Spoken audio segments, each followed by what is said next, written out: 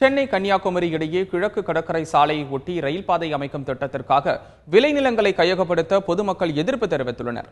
சென்னையிலிருந்து கன்னியாகுமரிக்கு கிழக்கு கடற்கரை சாலை ஒட்டி மாமல்லபுரம் புதுச்சேரி வழியாக ரயில் பாதை அமைக்கும் திட்டம் கடந்த 2004ஆம் ஆண்டு அறிவிக்கப்பட்டது.